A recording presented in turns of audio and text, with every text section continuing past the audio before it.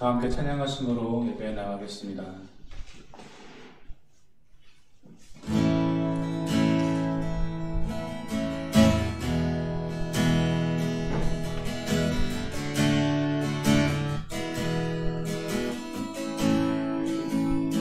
하늘의 문을 여소서, 하늘의 문을 여소서, 이곳을 주목하소서. 주를 향한 노래가 꺼지지 않으리. 하늘을 열고 보소서. 이곳에 임재하소서, 이곳에 임재하소서. 주님을 기다립니다. 기도에 함께가 하늘에 닿으니. 주여 임재하여 주소서. 이곳에 오셔서 이곳에 앉으소서. 이곳에서 드리는 예배를 받으소서. 주님의 이름만이, 오직 주의 이름만 이곳에 있습니다. 이곳에 오셔서 이곳에 앉으소서. 이곳에서 드리는 예배를 받으소서. 주님의 이름만이, 오직 주의 이름만 이곳에 있습니다. 하늘의 문을 여소서, 하늘의 문을 여소서. 이곳을 주목하소서. 주를 향한 노래가 꺼지지 않으리. 하늘을 열고 보소서. 이곳에 임재하소서. 주님을 기다립니다. 기도에 함께가 하늘에 닿으니. 주여 임재하여 주소서. 이곳에 오셔서 이곳에 앉으소서. 이곳에서 드리는 예배를 받으소서. 주님의 이름만이, 오직 주의 이름만 이곳에 있습니다. 이곳에 오셔서 이곳에 앉으소서. 이곳에서 드리는 예배를 받으소서. 주님의 이름만이, 오직 주의 이름만 이곳에 있습니다. 하나님의 사랑을 사모하는 자, 하나님의 평안을 바라보는 자, 너의 모든 것 창조하신 우리 주님이 너를 얼마나 사랑하시는지. 하나님께 찬양과 경배하는 자, 하나님의 선하심을 닮아가는 자, 너의 모든 것 창조하신 우리 주님이 너를 자녀 삼으셨네. 하나님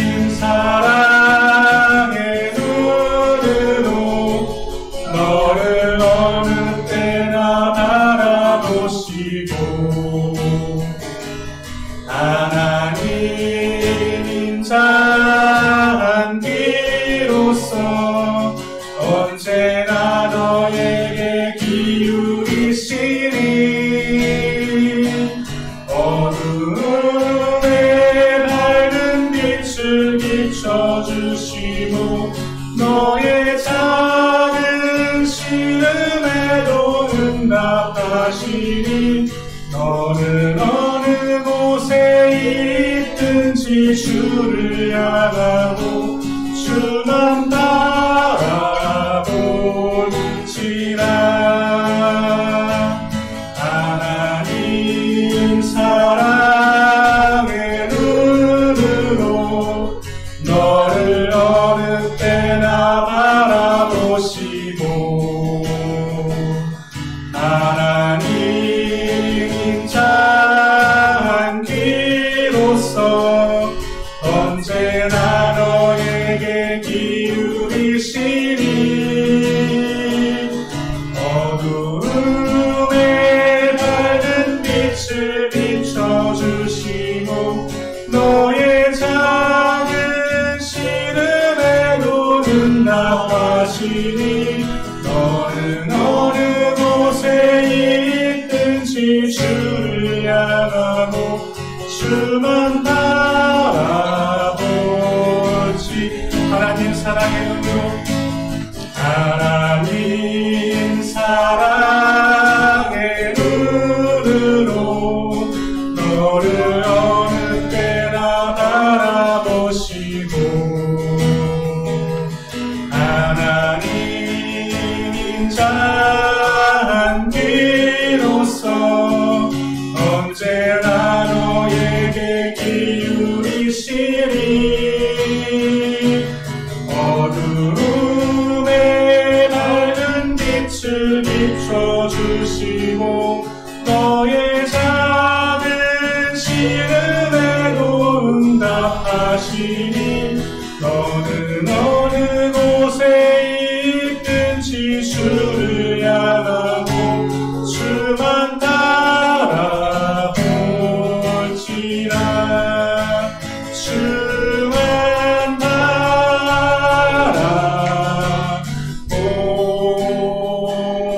바라볼지라.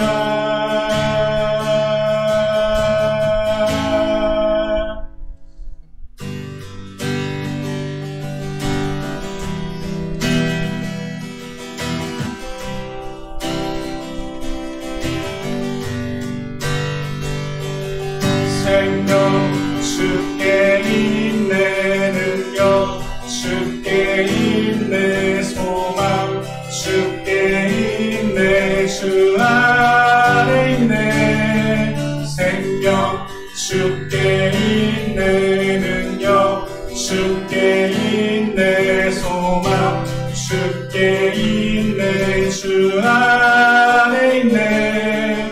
생명 다해 주 찬양하리 힘을 다해 주 찬양하리. 내 생명 다해 내 힘을 다해 모든 소망 주님께. 생명 주께 있네 능력 주께 있네 소망 주께 있네 주 안에 있네. 생명 주께 있네 능력 주께 있네 소망 주께 있네 주 안. 생명 다해 생명 다해 주 찬양하리 힘을 다해 주 찬양하리. 내 생명 다해 내 힘을 다해 모든 소망 주님께. 생명 주께 있네 능력 주께 있네 소망 주께 있네 주 안에 있네. 생명 주께 있네 능력 주께 있네 소망 주께 있네 주 안에 있네. 주께 정결한 맘 주시옵소서.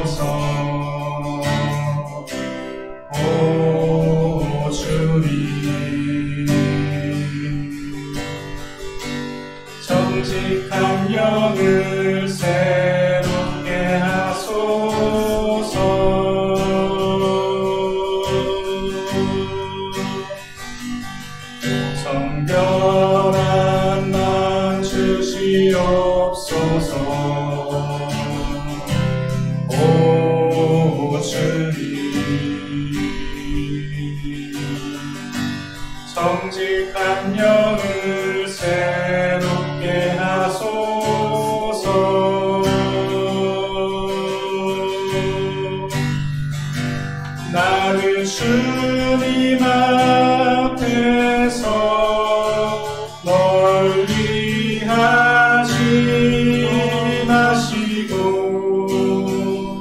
주의 성령을 거두지 마옵소서.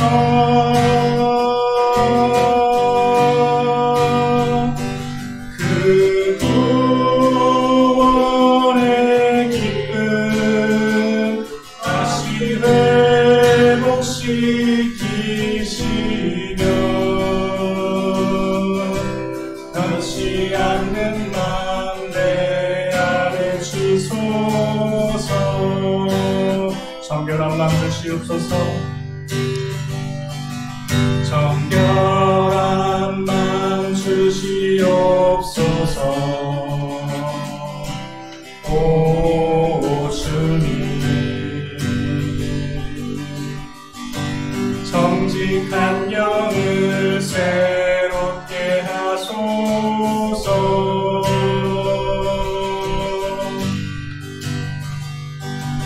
정결한 맘 주시옵소서. 오 주님, 정직한 영을 새롭게 하소서.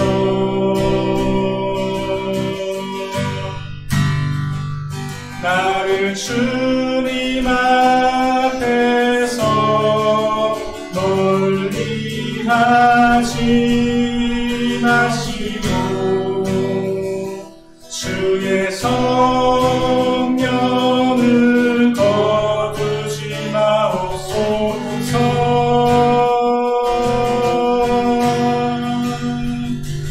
그 구원의 기쁨 다시 회복시키시며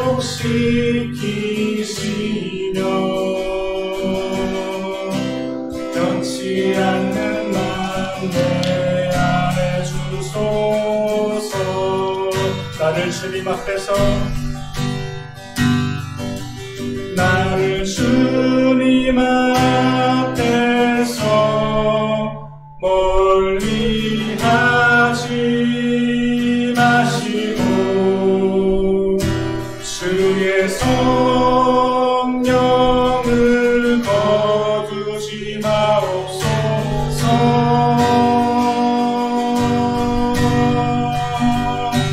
그 구원의 기쁨 다시 회복시키시며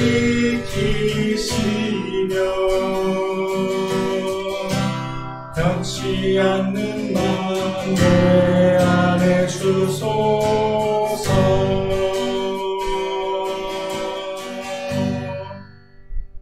아멘. 기도하는 마음으로 예배를 준비하겠습니다.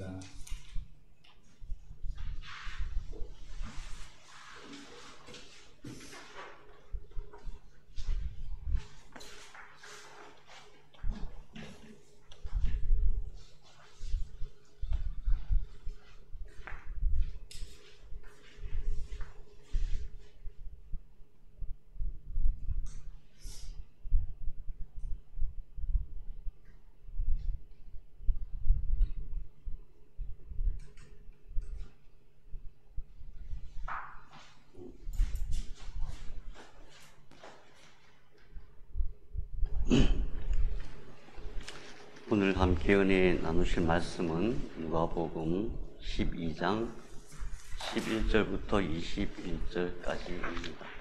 누가복음 12장 11절부터 21절까지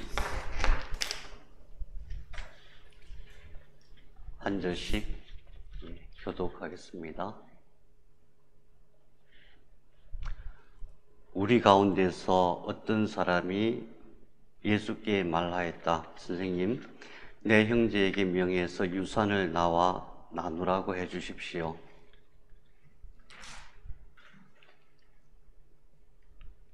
제가 봉독하겠습니다. 예수께서 그에게 말씀하셨다. 이 사람아, 누가 나를 너희의 재판관이나 분배인으로 세웠느냐? 그리고 사람들에게 말씀하셨다. 너희는 조심하여 온갖 탐욕을 멀리하여라. 재산이 차고 넘치더라도 사람의 생명은 거기에 달려있지 않다. 그리고 그들에게 비유를 하나 말씀하셨다. 어떤 부자가 밭에서 많은 소출을 거두었다. 그래서 그는 속으로 내 소출을 쌓아둘 곳이 없으니 어떻게 할까 하고 궁리하였다. 그는 혼자 말하였다. 이렇게 해야 되겠다. 내 곡간을 흙어서 더 크게 짓고 내 곡식과 물건들을 다 거기에다가 쌓아두겠다. 그리고 내 영혼에게 말하겠다. 영혼아, 여러 해 동안 쓸 많은 물건을 쌓아두었으니 너는 마음 놓고 먹고 마시고 즐겨라. 그러나 하나님께서 말씀하셨다. 어리석은 사람아, 오늘 밤에 네 영혼을 네게서 도로 찾을 것이다. 그러면 네가 장만한 것들이 누구의 것이 되겠느냐? 자기를 위해서는 재물을 쌓아두면서도 하나님께 대하여는 부요하지 못한 사람은 이와 같다.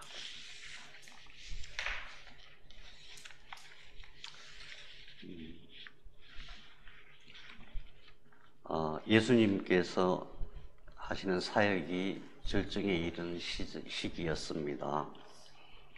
가르치시고 또 병자들을 치유하시고 온갖 기적을 베푸시고 12제자도 세우시고 또 70인의 제자를 파송하시기도 하셨고 수많은 사역의 결과들이 나타나는 걸 보면서 많은 사람들이 모였습니다. 그곳에 수천 명이 모여 있는데 거기서 예수님께서는 이제 하늘나라의 구원의 복음을 가르치고 계셨습니다. 그런데 엉뚱한 질문을 한 사람이 있었습니다. 그런 분위기가 아닌데 말이죠. 내 형제에게 명해서 유산을 나누라고 해 주십시오. 아마도 그 분위기 속에서 이런 말을 하는 거 보면은 이 사람 입장은 엄청 간절한 상황이었던 것 같아요. 그러니까 수천 명이 모여 있는 데서 예수님께서 복음을 말씀하시는데 자기 재산 얘기를 하는 거죠. 지극히 개인적인 얘기를. 아마도 놀부 같은 형이 있었던 모양이죠. 그 형이 아버지 유산을 독차지하고 자기에게 한 푼도 안 나눠주니까 억울한 모양이었습니다. 억울한 간절했던 모양이에요. 오죽하면 예수님께 부탁을 해서라도 그 유산을 나누어 받고 싶었을까. 그 사람의 간절한 마음이 느껴집니다. 제발 그 유산을 받아서 나도 좀 가난하지 않게 살고 싶다. 지극히 평범한 생각입니다. 인자하신 예수님께서 그래? 그 형을 좀 데려와라. 내가 설득해 볼게. 그렇게 하시지 않고 엉뚱한 대답을 하세요. 예수님은 조심하라고 탐욕을 멀리하라고 그런 말씀을 갑자기 하세요.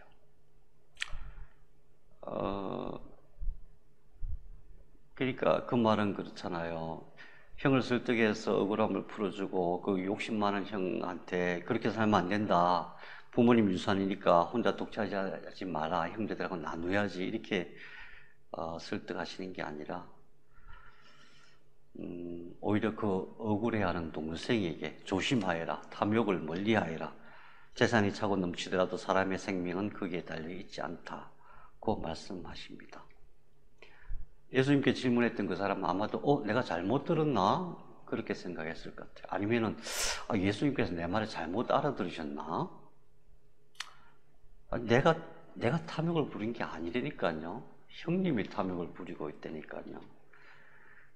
그런 상황이었습니다. 예수의 말씀이 이 상황에서 굉장히 어려운 말씀이에요. 이게 현대사회에서 나에게 벌어진 일이라고 한번 상상을 해봅시다. 만일 부모님께서 아파트 2채를 유산으로 남겨주셨어요. 근데 형님이 그 한 채를 못 나눠주겠다고 하시는 겁니다. 내가 장남이니까 내가 더 많이 가져야 돼. 이렇게 하실 수도 있고, 너는 그동안에 많이 누렸으니까 더 이상 안 돼. 이건 내 거야. 이랬을 수도 있고 그런 상황이에요. 그 우리는 어떻게 해야 될까요? 우리는 당연히 새벽기도 나가야 되겠죠? 어쩌면 너무 간절하면 금식하면서 새벽기도 나갈 수도 있어요. 새벽기도 나가서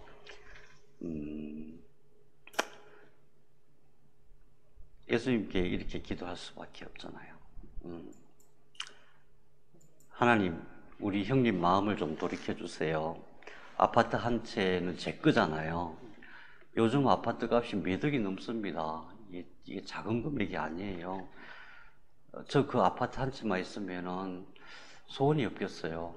이 가난에서 벗어날 수 있어요. 그리고 앞으로 신앙생활 더 열심히 할게요. 그렇게 기도를 하겠죠.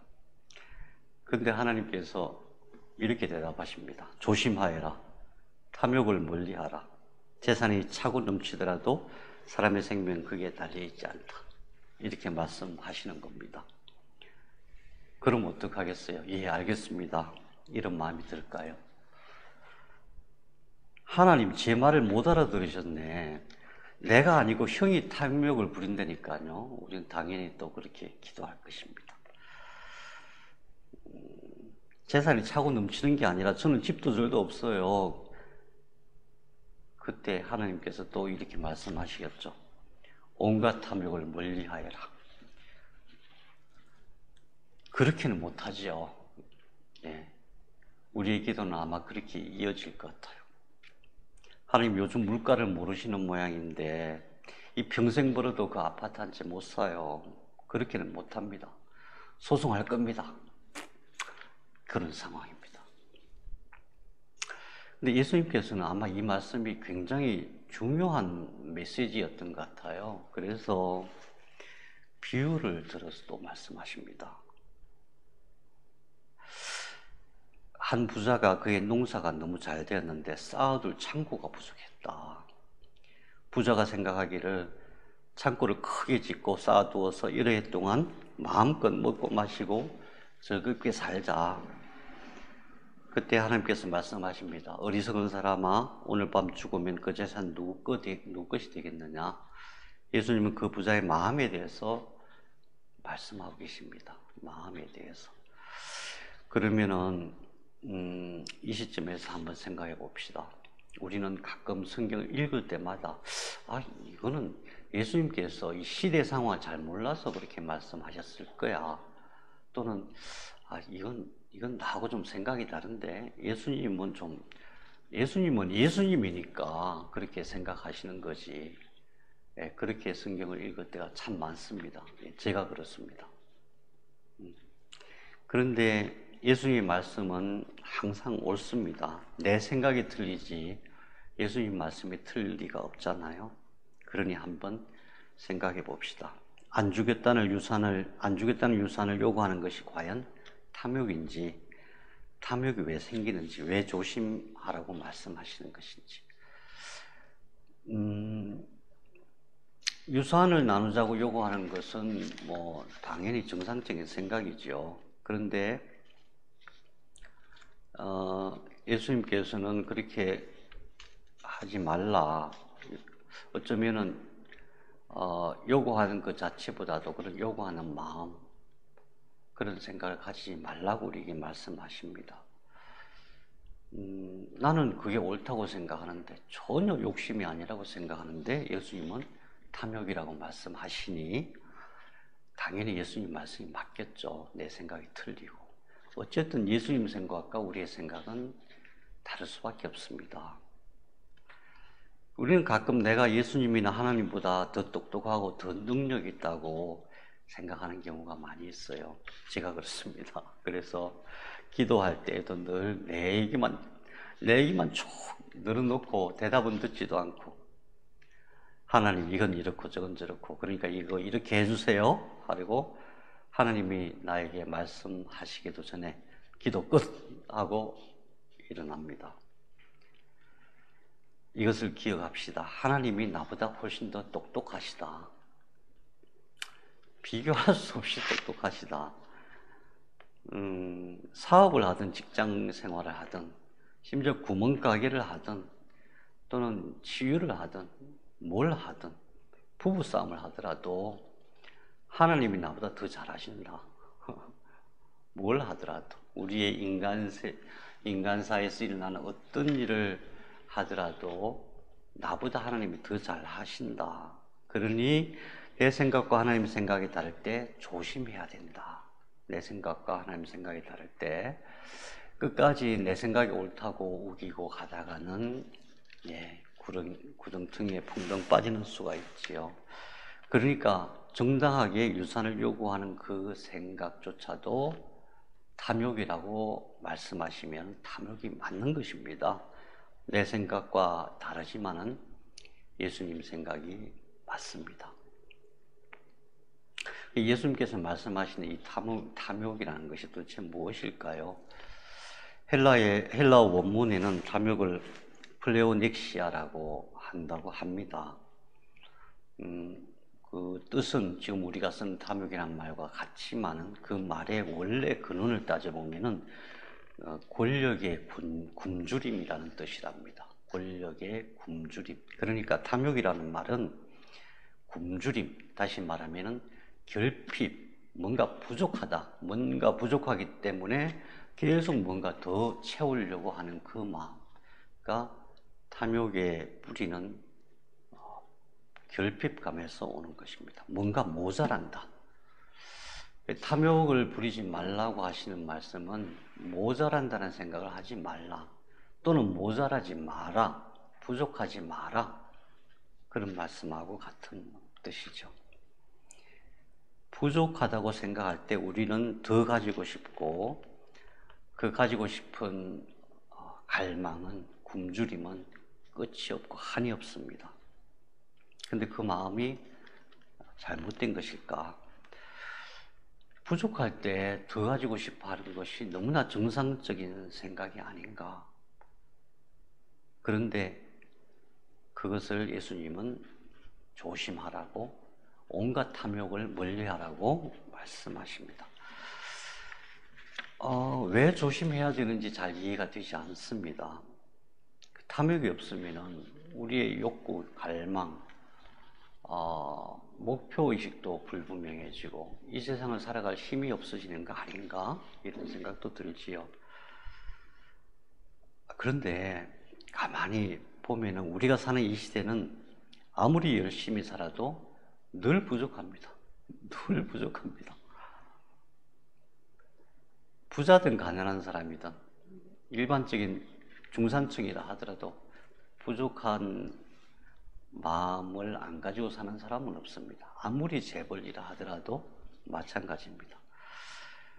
우리 같은 서민에게 있어서는 집도 있어야 하고 차도 있어야 하고 한 달에 내는 각종 공과금, 세금 그거 무시 못하죠. 통신비, 거기다 자녀 학비에다가 생활비에다가 또 일생에 몇 번은 꼭 큰 목돈 들어가잖아요. 돈도 모아서 저축을 해야 되고 부지런히 벌고 일생 동안 열심히 살아도 늘 모자랍니다. 하나님은 이 시대를 잘 모르시는 게 아닐까. 이 자본주의 시대, 옛날 그 봉건 시대 또는 농업이 주 산업이었던 그 시대와 이 자본주의 시대는 어마어마하게 다른데 하나님은 이 시대를 모르시니까 그렇게 말씀하신 게 아닌가 하는 생각이 들 정도로 우리는 온갖 부족함 속에 살고 있습니다. 부족함의 바다에 풍덩 빠져 있습니다. 그래서 더 가지려는 생각, 부족함을 보충하려는 그 생각을 버린다는 것은 참으로 어려운 일입니다. 제 경험을 잠시 나눌까 싶어요. 1994년도네요. 제가 36살 때입니다.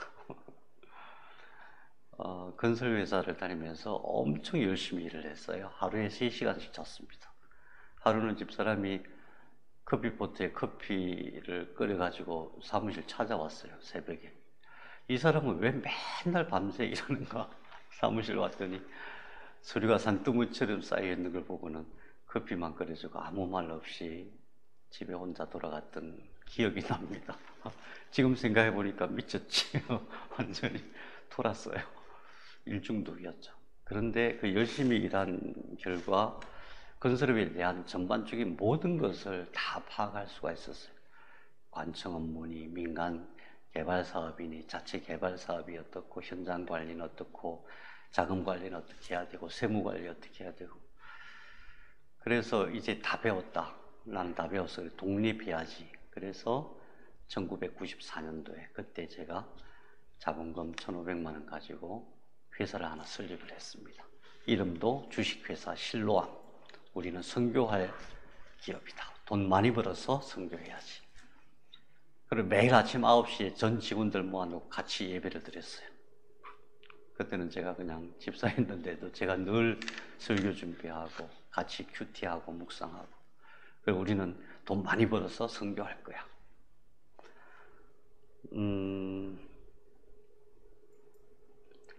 그래서 사업자금 한 20억을 모았습니다. 그 나이에. 아파트 부지 17,000평을 계약을 했어요. 부족한 게 없었죠. 부족한 게. 근데 2년 만에 망했습니다. 2년 만에 망하고 진짜 죽을 뻔했습니다.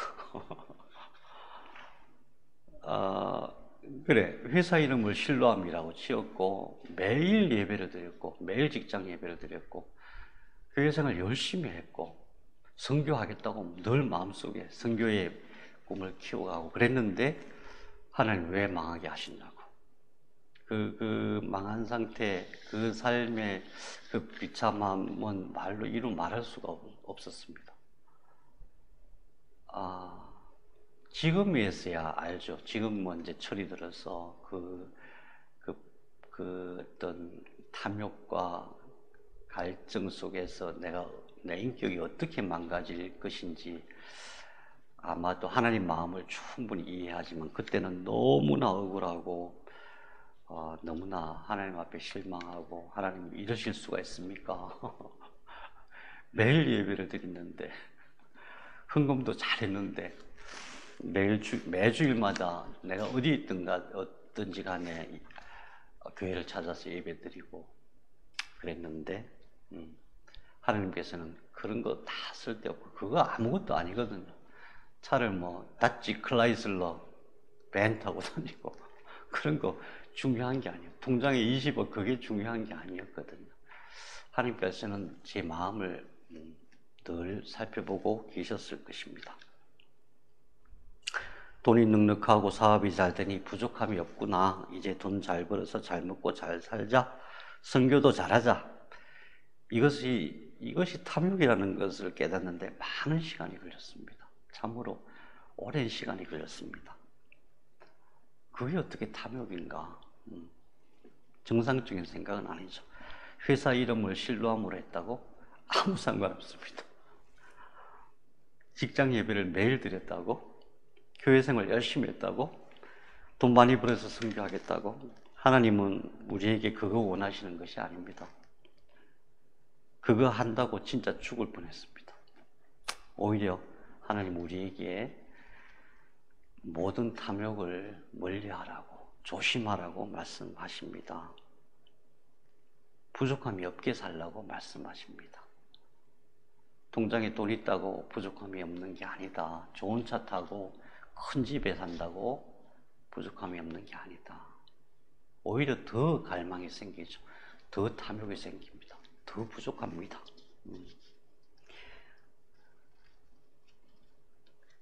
이게 어떻게 가능한 일일까? 온갖 탐욕을 다 버리고 어떻게 부족함이 없이 도대체 탐욕이란 말, 부족함이 없이 사는 말 이게 등치가 되지가 않아요.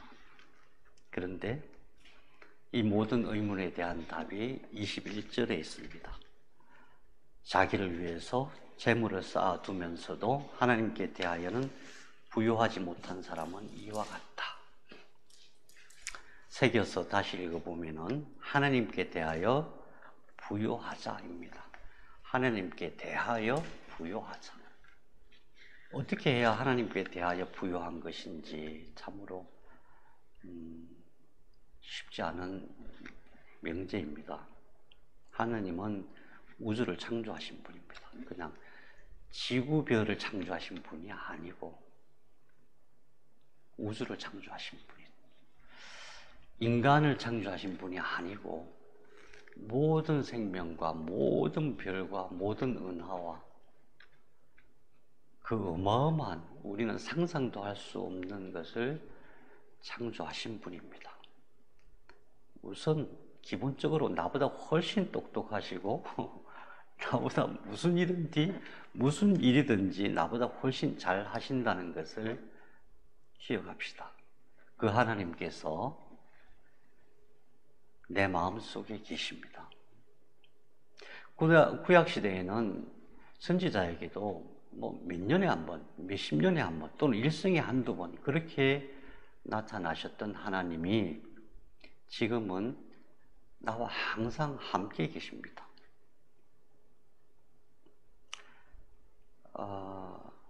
그러니까 우리는 어떻게 해야 되냐면 나와 늘 함께 계신 하나님께 무슨 일을 하든지 간에 하나님, 내 생각은 이런데 하나님 생각 어떠세요? 이렇게 물어봐야 됩니다. 왜? 나와 늘 함께 계시니까. 왜? 나보다 훨씬 똑똑하시니까. 솔직히 말해서 사람이 아무리 열심히 공부하고 훈련을 하고 해도 알면 얼마나 알겠어요? 모르죠. 안다고 할 수가 없습니다. 안다고 할 수가 없습니다. 그렇기 때문에 무슨 일을 하든지 하나님, 저는 이렇게 생각하는데 하나님 생각은 어떠세요? 아버지랑 대화하듯 늘 이렇게 대화하는 것이 바로 기도입니다. 종종, 아니 자주 하나님께서 나와 다른 생각을 하십니다. 나와 다른 말씀을 하십니다. 나와 다른 생각을 하는 하나님이 싫어질 수 있습니다. 또는 아이고 이건 하나님 말씀이 아니야, 사탄이 주는 생각이야, 이럴 때도 있습니다. 그때 이것을 꼭 기억합시다. 늘 하나님이 오르시다. 나는 아는 것이 하나도 없다. 내 생각이 하나님 생각보다 나을 리가 없다. 그러니 사업을 하든 직장생활을 하든 구멍가게를 하든 농사를 짓든 치료를 하든 심지어 사기를 치더라도 하나님이랑 함께 해야 됩니다.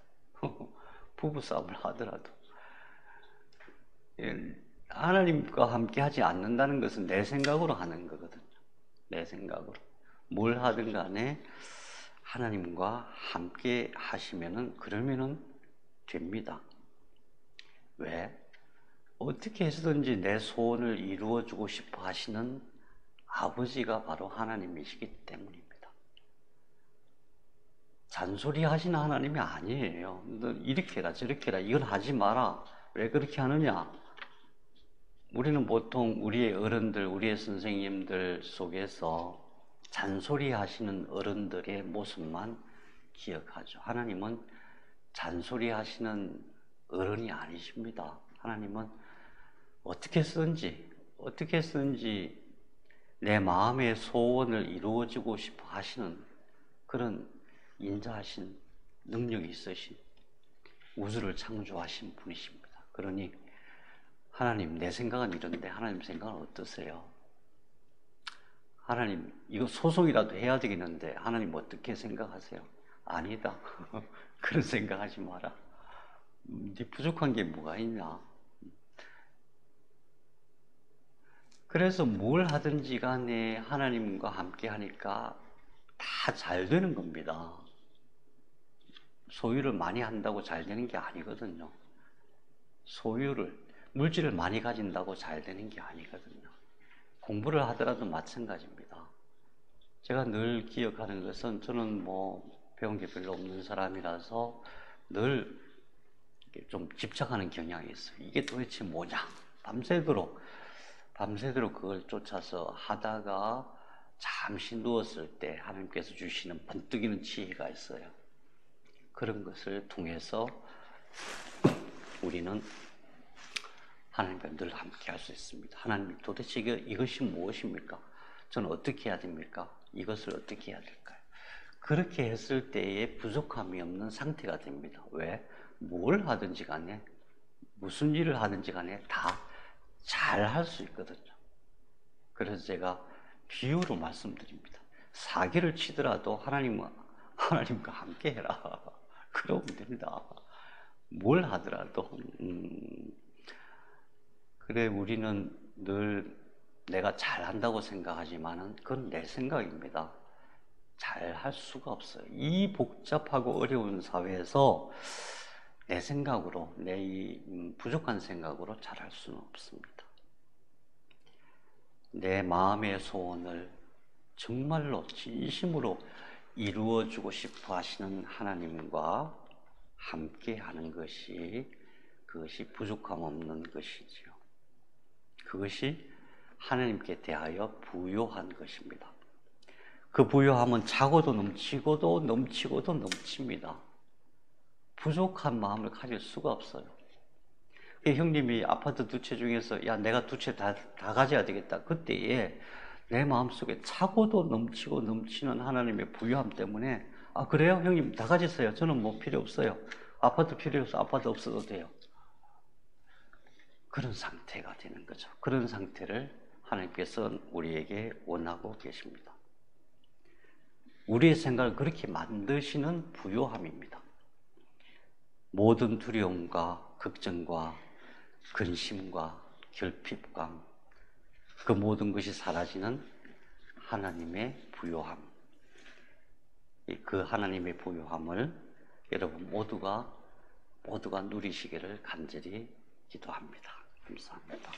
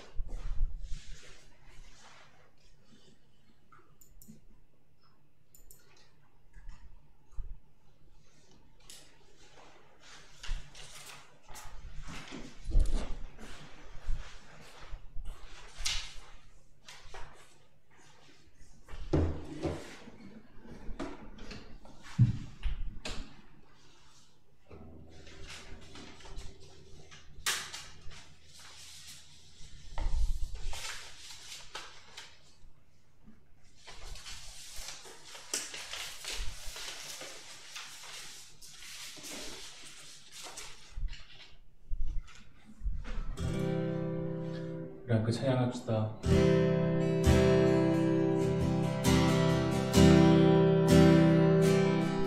약한 나로 강하게 가난한 날 구하게 눈먼 날 볼 수 있게 주 내게 행하셨네. 약한 나로 강하게 약한 나로 강하게 가난한 날 구하게 눈먼 날 볼 수 있게 주 내게 행하셨네.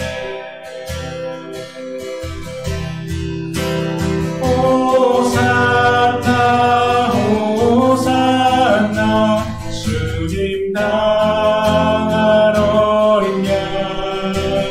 호산나 호산나 예수 다시 사. 호산나 호산나 호산나 주님 당한 어린 양. 호산나 호산나 예수 다시 사셨네. 내가 건너야 할 강 거기서 내 죄 씻겼네. 이제 주의 사랑이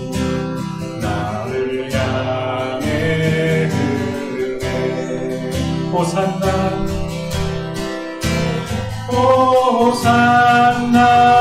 호산나 강한 어린 양 호산나 호산나 예수 다시 사 호산나 호산나 호산나 주님 당한 어린 양 호산나 호산나 예수 다시 사셨네. 기쁜 땅에서 주가 나를 일으키셨도다.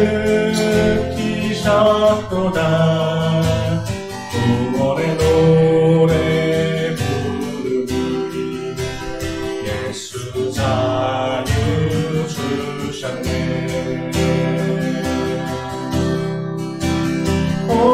호산나 호산나 주님 당한 어린 양 호산나 호산나 예수 다시 사셨네. 호산나 호산나 주님 당한 어린 양 호산나 호산나 예수 다시 사셨네. 여호와 우리 주여 주의 이름이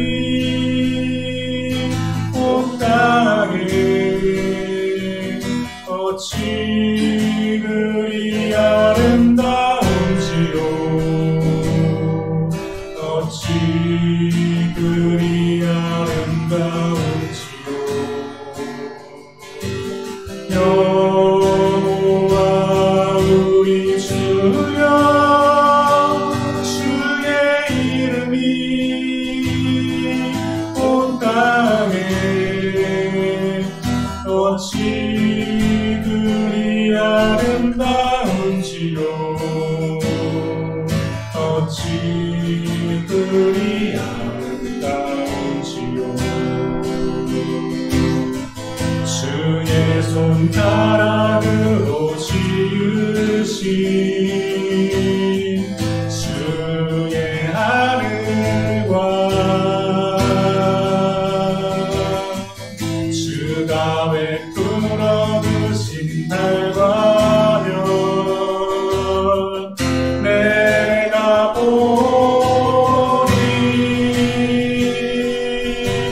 사람이 무엇이 간데 주께서 저를 생각하시며 인자가 무엇이 간데 저를 권고하시나이까.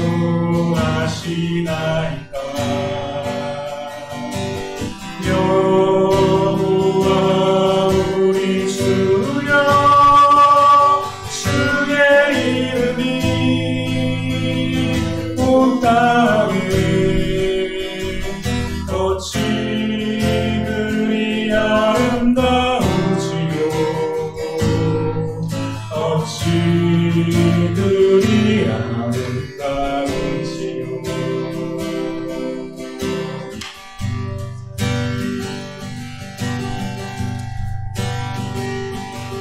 마지막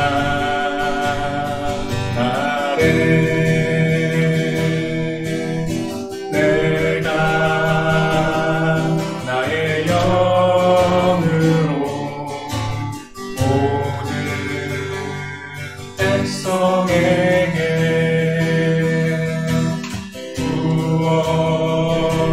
부어주리라.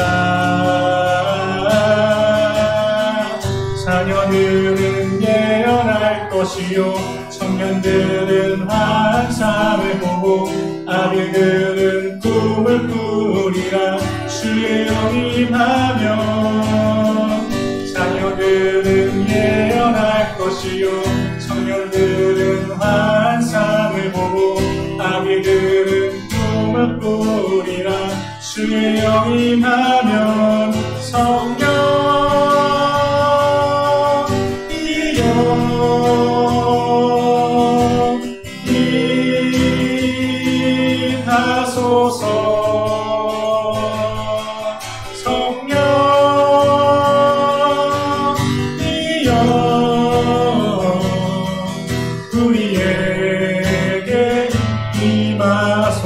마지막 날에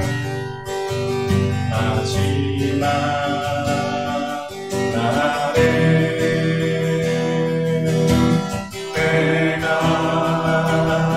나의 영으로 모든 백성에게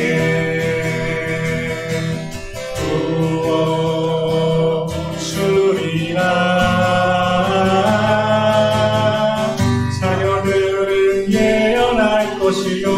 청년들은 환상을 보고 아비들은 꿈을 꾸리라.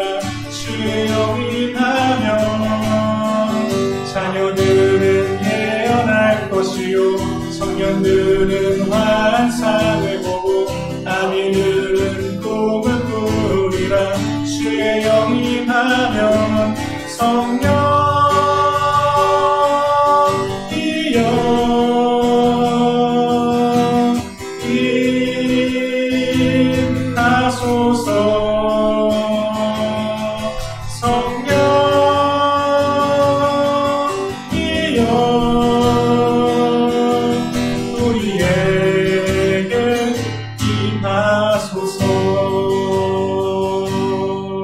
주 안에 있는 나에게 간 근심이 있으랴.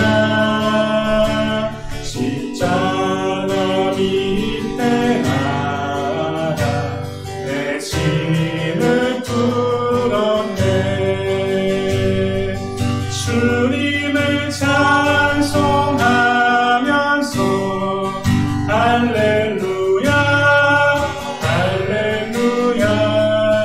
내 앞길 멀고 험해도 나 주님만 따라가리.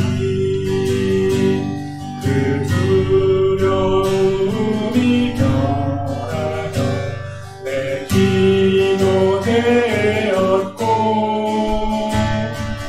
전날에 한숨 면하며 내 노래 주님을 찬송하면서 할렐루야 할렐루야 내 앞길 멀고 험해도 나 주님만 따라가리. 내 주는 자비하셔서 늘 함께 계시고 내 굽힌 밤을 아시고 늘 채워주시네. 주님을 찬송하면서 할렐루야 할렐루야 내 앞길 멀고 험해도 나 주님만 따라가리. 내 주와 맺은 언약을 영불면 하시니 그 나라 가기까지는 늘 보호하시네. 주님을 찬송하면서 할렐루야 할렐루야 내 앞길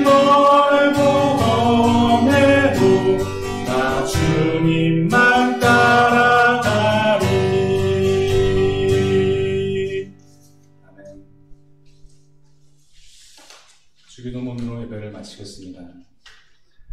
하늘에 계신 우리 아버지, 아버지의 이름을 거룩하게 하시며 아버지의 나라가 오게 하시며 아버지의 뜻이 하늘에서와 같이 땅에서도 이루어지게 하소서. 오늘 우리에게 일용할 양식을 주시고 우리가 우리에게 잘못한 사람을 용서하여 준 것 같이 우리 죄를 용서하여 주시고 우리를 시험에 빠지지 않게 하시고 악에서 구하소서. 나라와 권능과 영광이 영원히 아버지의 것입니다. 아멘.